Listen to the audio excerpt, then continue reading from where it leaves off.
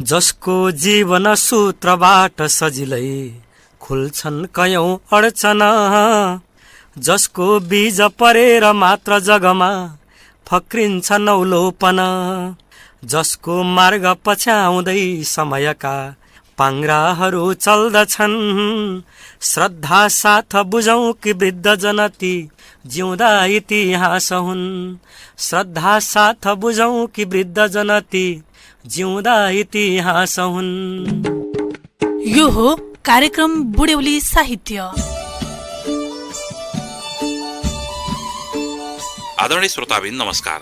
कार्यक्रमको 73औं श्रृङ्खलामा यहाँलाई हार्दिक स्वागत छ। बुढ्यौली साहित्य कार्यक्रम बुढ्यौली साहित्य समाज मकवानपुर र रेडियो थाहा संचारको संयुक्त प्रयासमा हरेक 15 दिनमा आइतबार बेलुकी 8:45 बजे रेडियो थाहा संचार 79.6 मेगाहर्ज हेटौँडा र 79.4 मेगाहर्ज काठमाडौँबाट एकसाथ प्रसारण हुने गर्दछ।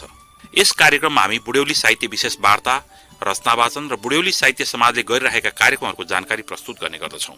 आजको यो श्रृङ्खलामा प्रस्तुत गर्दैछौँ साहित्यकार गजल मञ्च मकवानपुरका पूर्व अध्यक्ष देवराज तिवारीसँग भएको वार्ता। यसै गरी कवि पुरुषोत्तम आचार्यको आवाजमा 5 श्लोक कविता वाचन छैनौ कसोरी तिमी, उहाँले आफ्नी आमाको स्मृतिमा लेख्नुभएको ऊर्जा काव्यबाट प्रस्तुत गर्नेछौँ। सबैभन्दा पहिले प्रस्तुत गर्दैछौँ साहित्यकार देवराज तिवारीसँग भएको वार्ता, जो गजल मञ्चका पूर्व अध्यक्ष हुनुहुन्छ र लेखनमा क्रियाशील व्यक्तित्व हुनुहुन्छ। उहाँको मुक्तक सङ्ग्रह त्यसै गरी गजल सङ्ग्रह प्रकाशित छ। उहाँसँग कुराकानी गर्दैछु। विशेषतः बुढ्यौली साहित्य चिन्तन र बुढ्यौली साहित्यको सामाजिक उपदेयताका कुराहरू हामी यसमा छलफल गर्छौँ, विचार विमर्श गर्छौँ। बुढ्यौली साहित्यका कुराहरू हुन सुरु भएका छन् नेपाली साहित्यमा पनि केही न केही। अन्तर्राष्ट्रिय साहित्यिक अभ्यासमा त यो भइराखेको कुरा थियो एजिङ लिटरेचरको नाममा, हाम्रोमा भर्खर सुरु भएको छ। यो बुढ्यौली साहित्य चिन्तनको विषयमा यहाँको राय, यहाँको मत अथवा यहाँको तर्क, यो साहित्य आवश्यक छ छैन, अथवा वृद्ध बालबालिकाको केन्द्रित साहित्य छ, किशोर केन्द्रित साहित्य छ, वृद्ध केन्द्रित साहित्यको चाहिँ के कस्तो अर्थ रहला? धन्यवाद, नमस्कार। यो विशेष अवस्थामा आफ्ना केही कुरा राख्ने अवसर दिनुभयो, धन्यवाद व्यक्त गर्न चाहन्छु। र जहाँसम्म बुढ्यौली साहित्यको कुरा छ, साहित्य सबैका लागि आवश्यक छ भने उमेर अनुसार एउटा सामान्यतः हामी 60 वर्ष पार गरिसकेपछिको अवस्था, अलिकति रिटायर्ड लाइफ जस्तो अवस्थामा बुढ्यौली जीवनको कल्पना गर्छौँ।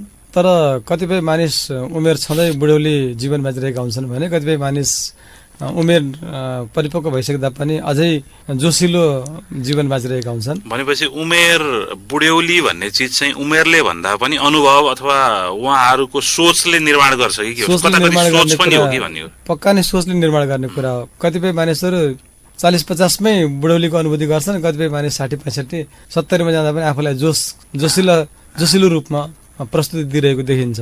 र जहाँसम्म उमेर अनुसारको साहित्यको कुरा छ, स्वाभाविक रूपमा साहित्यले व्यक्तिलाई सृजनशील बनाउने, व्यस्त राख्ने र एउटा सकारात्मक चिन्तनसहित जीवन बाँच्ने प्रेरणा प्रदान गर्ने भएको हुनाले यो 60 पछिको, 65 पछिको, 70 पछिको उमेरमा पनि सक्रियतापूर्वक जीवन बाँच्नको लागि साहित्य एउटा माध्यम चाहिँ बन्न सक्छ। र जहाँ अहिले पछिल्लो समय आएर बुढ्यौली साहित्यको सन्दर्भ नेपाली सन्दर्भमा पनि आइरहेको देखिन्छ।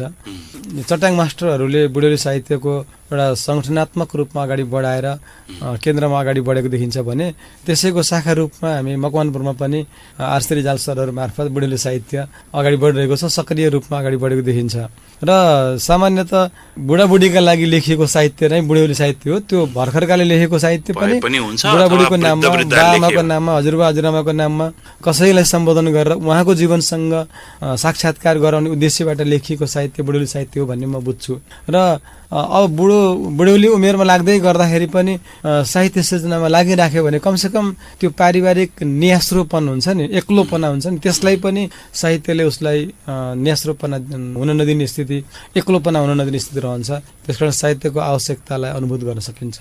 अलिकति अगाडिको समयबाट सोच्ने हो भने पनि धार्मिक कार्यक्रमहरूमा वृद्ध-वृद्धाको सहभागिता अथवा पुराण सुन्ने कुराहरूमा वृद्ध-वृद्धाको सहभागिता, यो हिसाबले अरू जस्तो साङ्गीतिक कार्यक्रमहरूमा वृद्ध-वृद्धाको सहभागिता कुराले हेर्दै गर्दाखेरि उहाँहरूमा यस्ता खालका चिजमा मोह त हुने अथवा उहाँहरू त्यसबाट केही न केही रूपमा रोमाञ्चित हुने, उहाँहरूलाई इनर्जी सिर्जना हुने भएपछि यो साहित्यको केही न केही भूमिका छ भन्ने नै कुरा रह्यो हैन? पक्का पनि हो।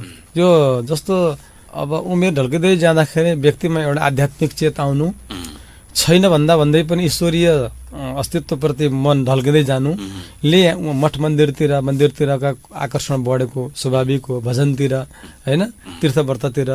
तर पनि त्यस अलावा पनि हामी कहाँ समय त प्रशस्त हुन्छ नि त, हामीसँग त रिटायर्ड लाइफमा झन् बढी समय हुन्छ। त्यसलाई अझै बढी व्यस्त राख्न सकिएन भने व्यक्ति शारीरिक रूपमा पनि अशक्त बन्दै जाने, मानसिक रूपमा पनि कमजोर बन्दै जाने स्थिति रहन्छ। त्यसलाई साहित्य मार्फत आफूलाई सक्रिय राख्ने प्रयत्न गरियो भने सामाजिक समस्याहरूमा कसरी साहित्य मार्फत प्रस्तुत गर्न सकिन्छ। पछिल्लो समय हामीले देखेका छौँ कयौँ मानिसहरू 60 वर्ष पछिको उमेरमा सक्रिय भएर लेखेर राम्रा पुस्तकहरू निकालेका उदाहरण पनि हामीले देखेका छौँ। कतिपय मानिसहरू बिरामी मानिसहरू जसलाई डाक्टरहरूले झन्डै 2 वर्ष 3 वर्षको आयु तोकिदिसकेको अवस्थामा साहित्य मार्फत उहाँहरूले आफ्नो जीवनलाई अझै 10 वर्ष 12 वर्ष लम्ब्याएको उदाहरणहरू पनि हाम्रो सामु छन्। त्यसकारण साहित्यले स्वाभाविक रूपमा सक्रिय राख्न, सृजनशील बन्न प्रेरित गर्छ। अब बुढ्यौली मात्र नभनौँ, फेरि त्यो उमेरमा पनि उहाँहरूले युवा युवतीका लागि सुहाउने खालको साहित्य लेख्न सक्नुहुन्छ। उहाँहरूले त्यो 60-70 वर्षको उमेरमा लेखेका गजलहरू, कविताहरू, गीतहरू अनि त्यो कथाहरूले युवा युवतीको मनलाई जित्न सक्ने खालको साहित्य पनि त सिर्जना हुन्छ नि। यहाँनिर भर्खरको मान्छेले बुढाबुढीका लागि केन्द्रमा राखेर लेखेको साहित्य र बुढाबुढीले चाहिँ युवाहरूका लागि केन्द्रमा लेखेको साहित्य बीचमा अब कुन चाहिँ साहित्य बुढौली साहित्य हो त दुविधामा पर्न सक्छ नि त, होइन? साहित्य हामी कुनलाई चाहिँ बुढौली भन्ने, बाआमाका लागि लेखेको साहित्य भन्ने कि बाआमाले लेखेको साहित्य केटाकेटाका लागि लेखेको साहित्यलाई बुढौली साहित्य भन्ने, यहाँनिर दुविधा पर्न सक्छ। तर उमेरगत सम्बोधन भएपछि हामी त्यसलाई बुढौली साहित्य भन्नु पर्ला। उमेरगत सम्बोधन भयो तर बुढाबुढीले लेखे उमेरगत सम्बोधन भएन, यसलाई के भन्ने? त्यो चाहिँ त अब बुढ्यौली साहित्य नै भनेर त साहित्यको वर्गीकरणमा त नपर्ला। लेखकको हिसाबले उहाँ वृद्ध उमेरको हुनु होला, तर साहित्यको वर्गीकरण गर्दाखेरि त त्यो बुढ्यौली साहित्यमा वृद्ध उमेरको साहित्यकार हुनुभयो, तर उहाँले सिर्जना गरेको साहित्यिक चाहिँ त्यो वृद्धलाई हुने खालको कुनै पनि छैन। उहाँले दुःख व्यथा नै बोक्नु भएको छैन, त्यहाँ माया प्रेमका कुरा ल्याइदिनु भयो, होइन?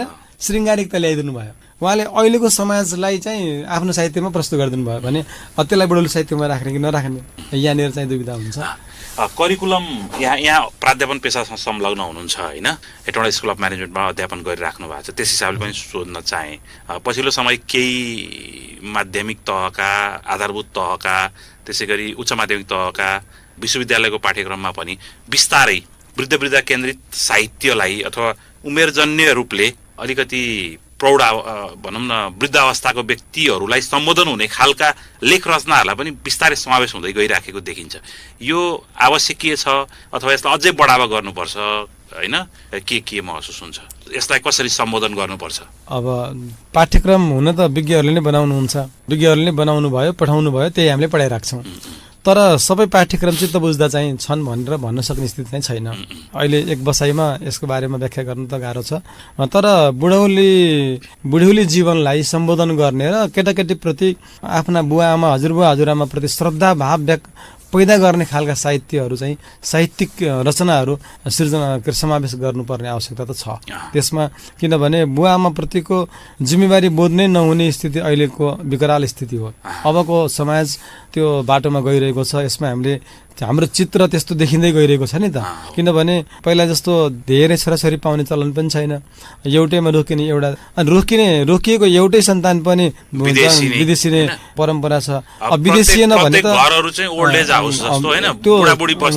त्यो सम्भावना नजिकै गइरहेको छ। यस अवस्थामा बुढाबुढीलाई, बुवा आमालाई, हजुरबुवा हजुरआमाहरूलाई सम्बोधन गर्ने खालको, उनीहरूलाई पनि उनीहरूप्रति आस्था जगाउने खालको कोर्स, तर समय सापेक्ष हुने गरी त्यसलाई। किनभने फेरि समय सापेक्ष हुन सकेन भने अहिलेको युवालाई त्यसमा केन्द्रित गर्नै सकिँदैन। अहिलेको युवालाई हामी युवा हुँदा जस्तो उमेरको हिसाबले केन्द्रित गर्न सकिँदैन स्थिति छँदै छैन।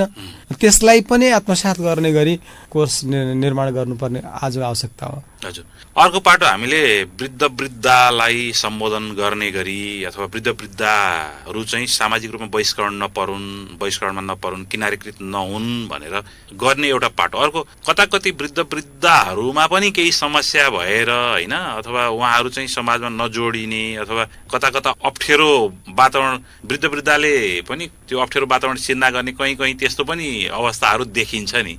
त्यसमा वृद्ध वृद्धाले पनि आफ्ना स्वभावहरू चेन्ज गर्ने अथवा आफू चाहिँ परिवारसँग मिल्ने खालका गुणहरू विकास गर्ने पाटोमा चाहिँ यहाँको के धारणा रहन्छ अथवा त्यो नयाँ पुस्ताले एडजस्ट गर्नुपर्ने हो के हुन्छ होला? अब वृद्ध वृद्धालाई परिवारमा एडजस्ट गर्ने कुरा, नाति नातिनाहरूसँग उहाँहरू घुलमिल हुने कुरा अत्यन्त महत्त्वपूर्ण कुरा हो। फेरि यो समयको कस्तो हुन्छ भने 10 वर्ष जेनेरेसन ग्यापमा विचारहरू नमिल्ने स्थिति पैदा हुन्छ।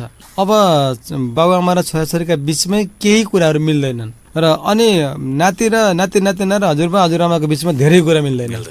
त्यो केही कुरा नमिलेर धेरै कुरा नमिल्नेको बिचको पुस्ता हाम्रो घरमा हुन्छ र त्यो पुस्ता अब हजुरआमाहरू ईश्वर भजनमै रमाइरहने प्रवृत्ति बढ्दै जाने, अब बुवाआमाहरू चाहिँ यो पारिवारिक व्यवस्थापनमै अल्झिराख्ने, अनि छोराछोरीहरू विदेश मोहले एकातिर तानिराख्ने, यो बिचको द्वन्द्वमा परिवार छ अहिले, जुनसुकै घर परिवार यही अवस्थामा छ।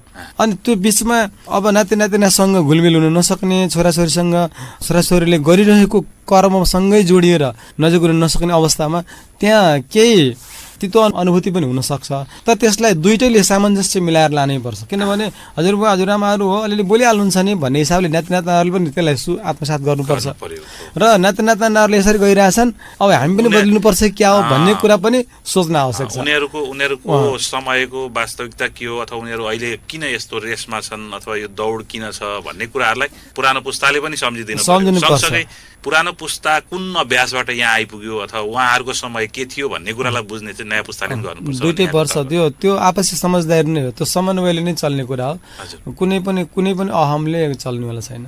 अलिकति पारिवारिक उत्तरदायित्व, सामाजिक उत्तरदायित्वको कुरा त थोरै गऱ्यौँ, राज्यको उत्तरदायित्व वृद्धप्रति कस्तो अनुभूति गर्नुहुन्छ? के अपेक्षित हुन्छन्? अब राज्यको उत्तरदायित्व त हुन्छ नै, राज्यले वृद्धलाई सबभन्दा पहिला उहाँहरूको स्वास्थ्यसँग जोडिनु पर्यो। राज्य सबभन्दा उहाँहरू शारीरिक रूपमा कमजोर हुँदै जानुहुन्छ, स्वास्थ्यको हिसाबले कमजोर हुँदै जानुहुन्छ, त्यस हिसाबले स्वास्थ्यसँग जोडिने कुरामा राज्यले उहाँहरूको स्वास्थ्य सुविधामा अब कमसेकम स्थानीय अस्पतालहरूमा, जिल्ला अस्पतालहरूमा वृद्धलाई होइन त्यहाँ स्वास्थ्य परीक्षणको राम्रो व्यवस्था, औषधि उपचार, डाक्टर सुविधा सबै कुरा उपलब्ध गराउने औषधिहरू फ्री गर्ने कुराहरू राज्यले गर्नै पर्छ। अब राज्यले जनतासँग कर त उठाइरहेकै रहेकै छ, तर कर उठाइराख्दाखेरि मैले नागरिकप्रति उत्तरदायित्व बयान गरेको छु कि छैन भन्ने कुरा एउटा छँदैछ।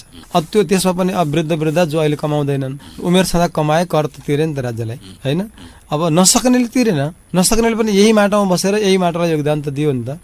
यसकारण राज्य जसरी पढेको कमाउने र नपढेको नकमाउने छोराछोरीको लागि बुवा आमा अभिभावक भन्छन्, त्यसै गरी सक्ने नसक्ने गरिब धनी सम्पन्न मध्यमवर्गीय सबैलाई राज्य चाहिँ अभिभावक बन्नुपर्छ। राज्य अभिभावक बन्न सकेन भने गरिब परिवारका वृद्धको जीवन अझ कष्टकर बन्छ। यसमा चाहिँ राज्य संयमित सन्तुलित भएर अगाडि बढ्नुपर्छ। संविधानमै मौलिक हकहरूमा उल्लेख गर्दाखेरि जस्तो नारीको हक, बालबालिकाको हक लगायत विभिन्न हकहरू सुनिश्चितताका कुराहरू गरेको छ, होइन? जनजातिका कुराहरू, दलितका कुराहरूलाई सुनिश्चित गरिएको छ। त्यो सँगसँगै वृद्धको हकको पक्षमा अथवा त्यो मौलिक हकहरूको व्यवस्थापन आवश्यक छ कि छैन, के भन्नुहुन्छ? अब वृद्धलाई नै भनेर सुरु पनि गरिएको होला। वृद्ध भत्ता जुन बाँडिरहेको छ सरकारले दिइरहेको छ वृद्ध भत्ता, त्यो एक हिसाबले भन्ने हो भने विपन्न परिवारका लागि वृद्ध भत्ता आवश्यक पनि थियो। कतिपय ठाउँमा वृद्ध भत्ता सबैका लागि आवश्यक छैन कि राज्यले सोच्नुपर्ने आवश्यक। वृद्ध भत्ताको विषयमा पनि फेरि कस्तो भन्दा वृद्ध भत्ता दियो सकियो एउटा पाटो, सोलो डोलोमा सबैलाई एउटा डालोमा हालेर वृद्ध भत्ता दिने यति दिँदाखेरि हुन्छ भन्ने ढङ्गको त्यो वर्गीकरणको कतै आवश्यक छ? वर्गीकरणको आवश्यक एकदमै छ। त्यो राज्यले गर्न सकिरहेको छैन, यो हाम्रो विडम्बना हो। र फेरि राज्यले बुझाउन पनि सकिरहेको छैन। वर्गीकरण गर्दा बुझाउनु पर्छ, किनकि जनता त फेरि हामीले पनि त कर तिरेकै हो, हामी पनि बुढै हो, हामीले पनि पाउनुपर्छ राज्यले दिएको सुविधा भन्ने आवाज सबैको हुनसक्छ। तर त्यो चाहिँ जनतालाई पहिला राज्यले राम्रोसँग व्याख्या गरेर यो कारणले यो वर्गका वृद्धहरूले राज्यबाट दिइने वृद्ध भत्ता पाउँछन्, तर स्वास्थ्य सुविधा चाहिँ सबैले पाउँछन्। तर यो अवस्थामा यो आर्थिक अवस्था भएकाहरूले नलिँदा हुन्छ नि त भनेर बुझाउन सक्नु पर्यो नि त। बुझाउन सक्ने अवस्था तब रहन्छ जब राज्य बलियो हुन्छ, जब राज्य निष्कलङ्क रहन्छ।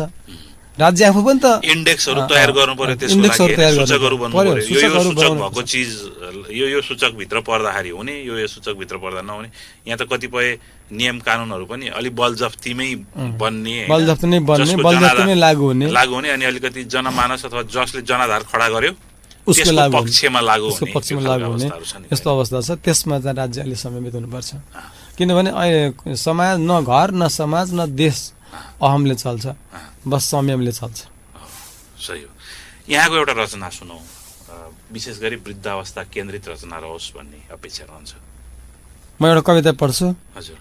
बा आमाका नाममा शीर्षक छ। बा आमाका नाममा कविताको शीर्षक। कविता यसरी सुरु हुन्छ। बा ती हुन् जसको शीतल छहारीले पनि आँच दिन्छ जीवनलाई, खुलिरहन्छन् रक्त धमनीका प्रवाहहरू र धड्किरहन्छ जीवन धड्कन। आमा ती हुन् जसको न्यानो आँचलको लय समातेर हिँड्छ जीवन र कुदिरहन्छ नसामा आगोको ताप र तापिरहन्छ जीवनको उदानो। यद्यपि कसरी भुल्छन् मान्छेहरू भगवानका जिउँदा रूप र खुलिरहेछन् सहरभरि थुप्रै वृद्धाश्रमहरू र राखिन्छन् त्यागका पर्यायहरू। बा जसको गाँस घटेपछि भरिएको हुन्छ घरको पेट, जसको उपस्थितिमा घर नै लाग्छ संसार, हाँस्दा मात्रै सन्तानले फक्रिन्छन् बाका ओठका मुस्कान पनि। किन बुझ्दैनन् बुढेसकालमा पनि हाँसो प्रिय लाग्ने कुरा? थाहा छैन होला र तिनको हाँसो केमा अल्झिएको छ, तिनको खुसी केले किन्न वा कसले बेच्न सक्छ। आमा जसको पेट दोब्रिएपछि मात्रै निल्न सक्छन् सारा दानाहरू, दाँत नउम्रेका मुखले पनि स्वाद लिन्छन् गिजाका कलिला मुनाहरूले पनि। र खडा हुन्छ विश्वासको जग र रसाउँछ धराको मूल। आखिर किन बुझ्दैनन् प्वाख उम्रेका बचेराहरू कि कसको प्वाख काटिएको छ तिनको उडानमा, कसको इच्छाको बलि चढेर मात्रै उडानमा छन् तिनीहरू। खुला आकाशमा पखेटा फटफटाउँदा तल वृद्धालयहरू के सोच्दै होलान्? बा जसले सधैँ बा जस्तै बन्दा, आमा जसले सधैँ आमा जस्तै बन्दा, किन नसक्दा रहेछन् सधैँ बच्चाहरू सन्तान जस्तै बन्न? बाको अघि म उभिँदा गर्वले उठेको बाको छाती हेर्न खोज्दा, मायाले रसाएको आमाको संवेदनाको भक्कानो बुझ्न थाल्दा, कसरी हुन्छन् तिनीहरू पाखेर गँवार? मलाई जान्न मन छ कहिले के भएपछि, कति कति गुमाएपछि मात्रै खुल्छ चेतनाको भव्य द्वार। म रणभुल्लमा छु, म रणभुल्लमा छु, म रणभुल्लमा छु। तपाईँले त्यहाँ वृद्धाश्रमको कुरा पनि जोड्नुभयो होइन? जस्तो परिवारबाट अलिकति बहिष्करणमा परेर अथवा परिवारले संरक्षण गर्न नसकेर, हाम्रो पूर्वीय संस्कृतिमा विशेषतः संयुक्त परिवारको अवधारणा हो। त्यसमा परिवारले नै बालबालिकाको पनि सुरक्षण गर्थ्यो, वृद्ध वृद्धाको पनि सुरक्षण गर्थ्यो, कार्य विभाजनहरू हुन्थे होइन? अहिले बिस्तारै एकल परिवारको संरचनामा समाज बदलिँदै गएको छ। हुन चाहिँ न एकल न संयुक्त जस्तो फ्युजन खालको बनिराखेको पनि छ। त्यसले कताकति वृद्ध वृद्धाहरू बहिष्करणमा किनारीकरणमा पर्दै गएर, परिवारबाट पनि किनारीकरणमा पर्दै गएर वृद्धाश्रमका अवधारणाहरू आएको छ। नेपाली समाजमा वृद्धाश्रम बारे पनि पक्ष विपक्षमा बहसहरू हुने गरेको छ होइन? यहाँको चाहिँ वृद्धाश्रमको बारेमा तर्क के रहन्छ? यो कति आवश्यक, कति अनावश्यक, कति प्रचारमुखी, कति यसको अवधारणामुखी अथवा यो आवश्यकीय कसरी अनुभूति गर्ने? वृद्धाश्रम अब वृद्धहरू बस्ने घर देशभरि छन्। अब वृद्धाश्रममा बस्न सामान्यतः घरमा छोराछोरी नाति नातिनासँग बस्न पाउने हो भने कोही पनि बुवा आमाहरू, हजुरबुवा हजुरआमाहरू वृद्धाश्रममा बस्न चाहनुहुन्न। यो चाहिँ पहिलो कुरा भयो। अर्को कुरा, फेरि कतिपय अवस्थामा छोराछोरीहरू कामका लागि बाहिर जानै पर्छ। अहिले देशमै बसेर, घरमै बसेर, गाउँमै बसेर, पहिलो कुरो त पेटको जो हो अथवा ह्यान्ड टु माउथ त गर्नै पर्यो हैन? घरमा बसेर आफ्नै गाउँमा बसेर काम पाइने अवस्था देशमा छैन र आफ्नै गाउँमा पनि छैन। कतिपय अवस्थामा देशकै आफ्नै सहर बाहिर अर्को सहरमा, कतिपय अवस्थामा देश छोडेर जानुपर्ने स्थिति यो छ। यसलाई अङ्गीकार नगरिकन चल्नेवालै छैन। र यस्तो अवस्थामा अब घरमा एक्लै बसिराख्नु भन्दा वृद्धाश्रममा बसेर बुवा आमाहरूले त्यहाँ रमाइलो अनुभूति गर्ने अवस्था हुन सक्छ। तर पहिलो प्राथमिकता भनेको बुवा आमाहरूलाई घरमै छोराछोरीसँग, नाति नातिनासँग नै बस्न पाउने अधिकारको सुरक्षण गर्नु चाहिँ आवश्यक छ। त्यो किनभने त्यहाँ नै उहाँ रमाउनुहुन्छ र त्यो नै फेरि छोराछोरीको लागि पनि श्रेयकर छ, बुवा आमाको लागि पनि श्रेयकर छ। त्यस कारण वृद्धाश्रमहरू हुनु हुँदैन। अब फेरि घरमा कोही पनि नहुनु, वृद्धाश्रम पनि नहुने अवस्थामा अर्को बाटोमा बिचल्ली पर्ने अवस्था पैदा हुन सक्छ। होइन। बाटोमा बिचल्ली पैदा हुने अवस्था स्थितिमा भने फेरि त्यस्ता कैयौँ वृद्धाश्रमहरू छन्। अब यस्ता धार्मिक मठ मन्दिरहरूमा पवित्र धामहरूमा बनेका थुप्रै आश्रमहरूमा गएर बुढ्यौली जीवन गण्डकी नुहाएर ईश्वरको भजन गरेर भजन कीर्तनमा रमाएर जीवन बिताइदिन चाहने इच्छाले त्यो आफूले सक्दाखेरि मन्दिर धाममा घर घडेरी किनेर बसेका कैयौँ अगाडि नै आफूले व्यवस्थापन गरेर बसेका कैयौँ बुवा आमाहरू पनि हुनुहुन्छ। त्यस्ता थुप्रै उदाहरणहरू छन्। त्यसकारण यसको उहाँहरूले त्यहाँ बस्दाखेरि नै आफूलाई स्वर्गको अनुभूति हुने, आध्यात्मिक चेतनाको अनुभूति हुने, मन शान्त हुने, त्यसलाई आत्मसात गरेका धेरै कुराहरू पनि देखिन्छ। त्यसकारण यसलाई सिधै अब त्यसरी लिएका वृद्धाश्रमहरू सञ्चालनमा पनि छन्। तर पहिलो प्राथमिकता चाहिँ वृद्धाश्रममा राख्ने सोच सहित त्यस्ता वृद्धाश्रमहरू निर्माण हुनु हुँदैन भन्ने लाग्छ। र एक मनले अर्को पनि एउटा मन लाग्थ्यो, पहिला मलाई कुनै बेला यस्तो मन जन्मेको थियो, वृद्धाश्रम पेबल वृद्धाश्रम चलाउन के हुन्छ भन्ने मनमा मेरो विचार आइरहन्थ्यो कि। जसरी बच्चाहरू मोन्टेसरीमा भर्ना गर्छन् नि, अब दुईटै श्रीमान श्रीमती चाहिँ काममा जाने भएपछि त छोराछोरी कहीँ राख्नु पर्यो। सानै बच्चा पनि मोन्टेसरी जन्मियो, मोन्टेसरीको अवधारणा आयो। अब बुढाबुढीहरू घरमा त हेर्ने मान्छे कोही छैन भने बुढाबुढीलाई एक्लै बस्दा त न्यास्रो हुन्छ। अथवा अझै एक्लै भए त झन्, बुवा या आमा मात्रै, हजुरबुवा या हजुरआमा मात्रै भए त झन् त्यो अवस्थामा, त्यस्ता अवस्थामा वृद्धाश्रम चलाउँदा के हुन्छ भन्ने मनोविज्ञान पनि समाजमा देखिन्छ। यसरी सकेसम्म वृद्धाश्रम नहुनु राम्रो, वृद्धाश्रम जान पर्ने अवस्था नहुनु राम्रो। तर बाटोमा अल्पत्र पर्ने अवस्था भन्दा त्यो गर्नुपर्छ। तपाईँको त्यो तर्क करिकुलमसँग सम्बन्धित कुरा पनि हामीले गऱ्यौँ, जस्तो यो वृद्धाश्रम कल्चरका कुराहरू पनि भए होइन। अब कुरा गरौँ जस्तो राज्यले के उत्तरदायित्व लिनुपर्ने भन्ने सन्दर्भमा पनि कुराकानी भयो होइन। जस्तो वृद्धा कुराहरू गर्दाखेरि यो साहित्यको सन्दर्भमा आउँदाखेरि पनि अलि वृद्धा सम्बन्धी साहित्य भनेको चाहिँ अलि दुःखका कुराहरू लेख्नुपर्छ अथवा वृद्धले पाएका अप्ठ्याराका कुराहरू लेख्नुपर्छ भन्ने ढङ्गले अलि यो साहित्य पनि निरस जस्तो होइन हुने कताकति त्यस्तो खालको आरोपणहरू पनि देखिन्छ। यो साहित्यमा पनि जस्तो उहाँहरू इनर्गाइज हुने अथवा उहाँहरूलाई शक्ति मिल्ने पाटोलाई चाहिँ बल गर्नुपर्छ अथवा यो साहित्य वृद्ध केन्द्रित साहित्यलाई कुन बाटोमा अघि बढाउँदा चाहिँ ठिक हुन्छ भन्ने यहाँको मत रहन्छ। अब वृद्धका लागि लेखिने साहित्यले वृद्धलाई समस्या त देखाउनै पर्यो, फेरि देखिन्छ नै समस्या देखिन्छ।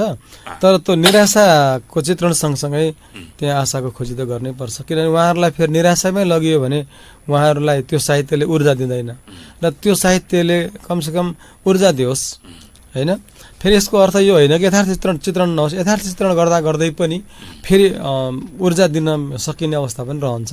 र सामान्यतः म कमजोर छैन भन्ने मनस्थिति त्यो कृति पढ्दा उहाँलाई आयो भने उहाँलाई अझै पनि आफूलाई वृद्धबाट अझै जवान बनेको अनुभूति हुनसक्छ कि भन्ने दृष्टिकोणबाट साहित्य सिर्जना भयो र त्यस्ता साहित्य मार्फत उहाँहरूलाई मनोरञ्जन दिन सकियो, शिक्षा दिन सकियो र साहित्यप्रति केन्द्रित आकर्षित गर्न सकियो र आफूलाई चाहिँ सक्रिय राख्नुपर्छ भन्ने भावले प्रेरित गर्न सकियो भने त्यो साहित्य बढी श्रेयकर हुन्छ कि जस्तो लाग्छ। हजुर, यहाँको सम्भव हुन्छ भने अर्को एउटा रचना सुनौ।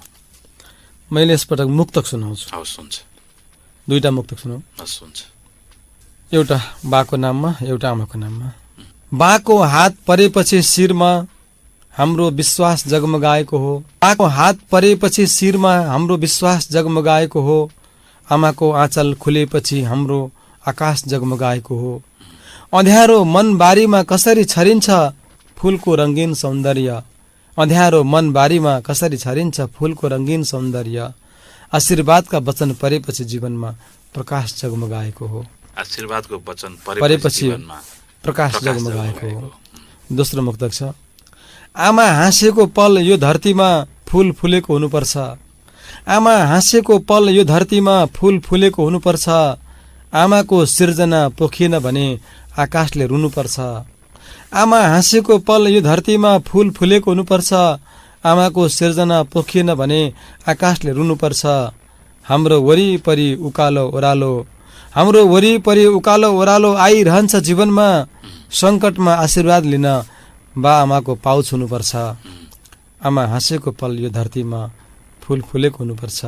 सङ्कटमा आशीर्वाद लिन बा आमाको पाउच हुनुपर्छ। हवस्, यहाँको महत्त्वपूर्ण विचारहरू र एउटा कविता तथा 2 मुक्तकहरूका निम्ति हार्दिक धन्यवाद दिन चाहन्छु। धन्यवाद।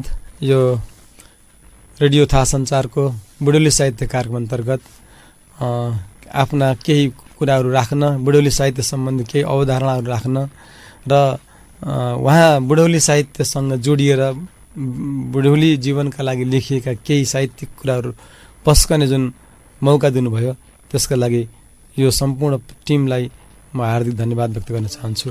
नमस्कार। धन्यवाद। नमस्कार। धन्यवाद उहाँलाई, उहाँको रचना र उहाँको महत्त्वपूर्ण विचारहरूका निम्ति। अबको क्रममा प्रस्तुत गर्दैछौँ पुरुषोत्तम आचार्यको आवाजमा उहाँकै ऊर्जा काव्यबाट 5 लोक कविता।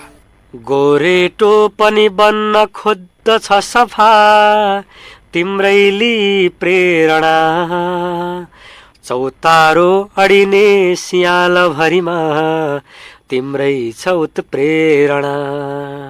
यात्रीका दुःखमा र शान्त सुखमा भुल्ने सगी हौ तिमी, प्यारी सगिनी भुलेर म भनु छैनौ कसोरी तिमी।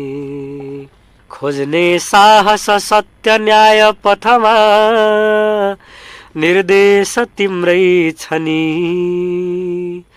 गर्ने हिम्मत जोश कर्म पथमा उत्साह तिम्रै छ नि।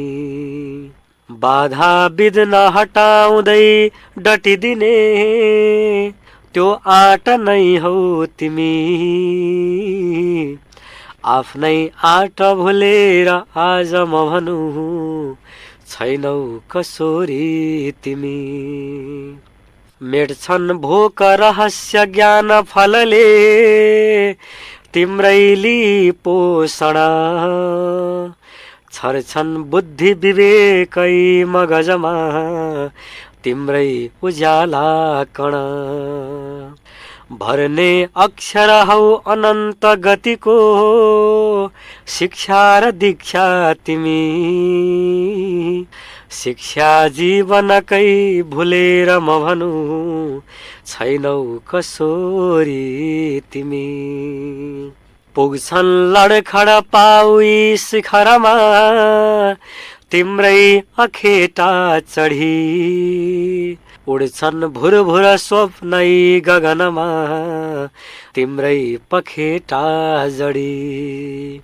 भर्ने स्वच्छ उडान नील नभको पंखा स्वयं हौ तिमी, आफ्नै पंख भुलेर आज म भनु छैनौ कसोरी तिमी। गीता वेद पुराण ग्रन्थ सबले तिम्रै ऋचा पढ्दछन्, आँखा बौद्ध कुरान बाइबलले तिम्रै सिँढी चढ्दछन्। सारा शास्त्र खिचेर अर्थ भरिने शास्त्रार्थ नै हौ तिमी, सिङ्गो शास्त्र भुलेर आज म भनु छैनौ कसोरी तिमी। सिङ्गो शास्त्र भुलेर आज म भनु छैनौ कसोरी तिमी, छैनौ कसोरी तिमी। धन्यवाद। धन्यवाद उहाँलाई वाचन र लेखनका निम्ति। आजको कार्यक्रम हामीले प्रस्तुत गर्यौं साहित्यकार देवराज तिवारीसँग भएको वार्ता र पुरुषोत्तम आचार्यको कविता। कार्यक्रमबाट बिदा लिने बेला भएको छ। प्रविधिमा सहयोग गर्ने दर्शन छेत्री, कार्यक्रम संयोजक आरसी रिजाल र म नियमित प्रस्तुता सुवास खनालाई बिदा दिनुहोस्। आगामी 15 दिनमा फागुन 20 गते पुनः आउनेछौँ। शुभरात्रि। नमस्कार।